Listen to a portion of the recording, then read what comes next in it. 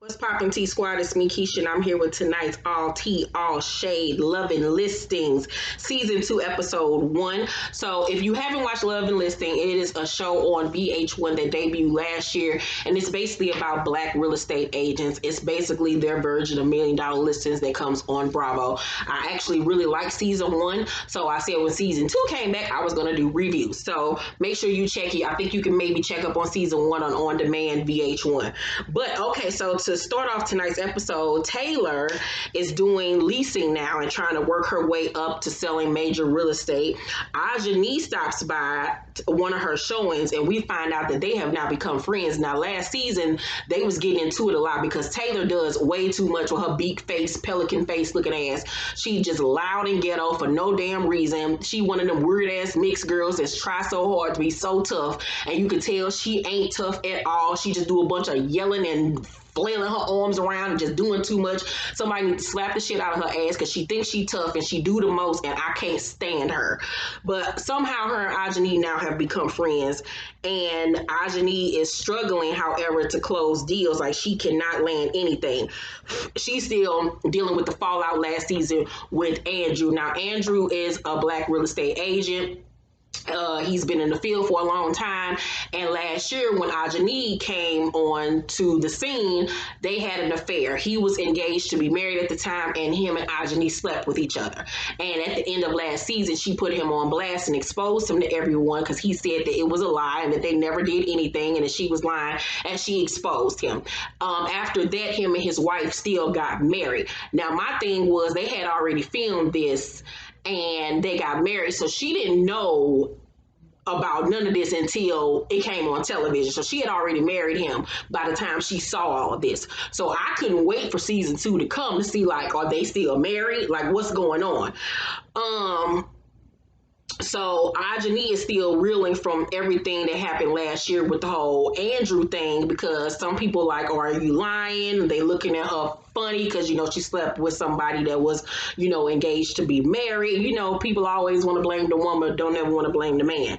So she says that, he running around like everything is fine. He ain't, been suffering at all. And Taylor tells her that she needs to confront him publicly so everything can just finally be squashed and people can know that she's not lying. But I felt like last season she proved that she wasn't lying. So I don't know if this is just for the storyline or are people really doubting her or not. So Jacob got a baby on the way. Jacob is Suge Knight's son. And he has a baby on the way with some girl named Angie who looked like she killed Selena. She is a not attractive Puerto Rican or Mexican girl. She old in the face looking child. They were only messing around for a few months before she got pregnant. We, however, meet Jacob's mother, who was gorgeous, by the way. He has a conversation with his auntie, who I'm guessing is Suge Knight's sister. And, they're just talking about, this upcoming situation with the baby. And he says that he's going to be a good dad. Or he's going to try to be a good dad. And that he won't have 7 baby mamas like his daddy. He's going to try to break that curse. And judging by his mannerisms and the way he acts, I can see him having 7 baby mamas because he act weak as hell. So Samantha, Eric, and Zach go golfing. Samantha and Zach used to fuck around back in the day. They used to mess around 4 years ago. And last season, she was trying to get on him again, but he was dating Kat from Black Ink Crew Chicago. So he wasn't checking for her, and she was feeling some type of way because he didn't want to be with her. Samantha is another person that irks my nerves. She kind of does too much. I could slap her in the mouth too. So they all go golfing together. Samantha is into development now and real estate and working with different architects. She's really stepped her game up. Zach now is single, and him and Samantha, have become cool after last season, because last season when she was doing Team Too Much, they had got into it, but now they're on a cool basis. But she's still trying to throw that little Filipino Asian pussy at him, and now he looking at her differently and want it. So Samantha and Eric and another real estate agent by the name of Sarah, this white girl, they're all together at one of the listings, and she plays them one of the voice messages that Zach left her, where he was saying to her that he just wanted to kiss her when they was at the golf course, and he didn't really know where that feeling was coming from. And I was like, see, this is why I don't like Samantha, because Samantha does too much. Like, why are your grown ass playing these text messages for his voicemail messages for other people? Like, you sound like a kid. Like, that's y'all business. Like, I wouldn't even want to fuck with her because she tell too much of her goddamn business to folks. So she feels some type of way though because last season he friend zoned her, and I was like, he had a girlfriend. He would have been all types of fuck niggas if he would have fucked with you, and I'm like, how you feel some type of way, sis? So Zach shows Vivica Fox two properties. The first property she didn't really care for; it wasn't her style. And then the second property she really liked, but she didn't give him the okay of whether or not she was going to buy it or not. So Jacob talks to Suge over the phone, and Suge asks Jacob, are he and Angie together? And he says they're working it out. And then Suge asks him, do you love her? And he pauses, and Jacob says, don't worry about that. You don't need to know all that. Basically, no, I don't love her. And I'm not trying to say that on camera to be fucked up, but no, I don't love her. You can tell he's just in a situation where he's trying to do the right thing by this girl, but he ain't really fucking with her like this. She ain't even cute. I'm sorry.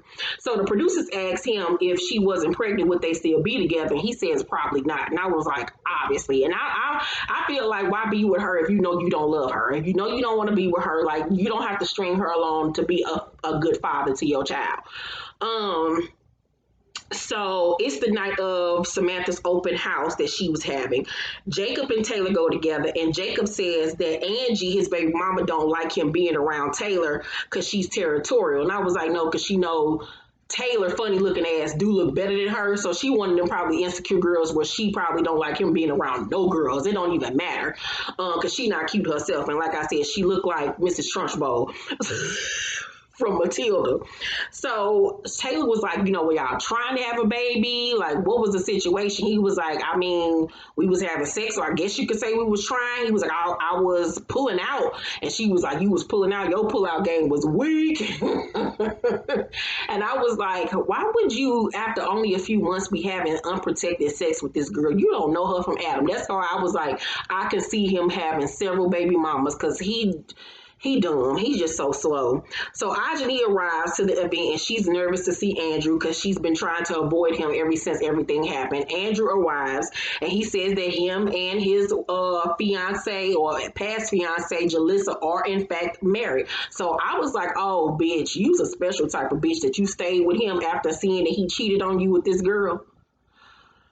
Okay, girl, I guess. So he tells Jacob that him and Jalissa are actually trying to have a baby. And I was like, now you about to have a baby by this nigga? Oh, girl. Ugh. And he looked like a creep. So Eric tells Zach about Samantha playing the voice messages for him. He wasn't even really that mad because he knows her for her worth at this point. So Andrew introduces his team to all of, the other real estate agents. And they was like, so you got a team of bitches working with you? So everybody looking like this nigga still up to the same shit that he was on last year. Like, it's something very creepy about him. It's very Jeffrey Epstein or whatever that man name is. I don't know. I ain't seeing it for Andrew.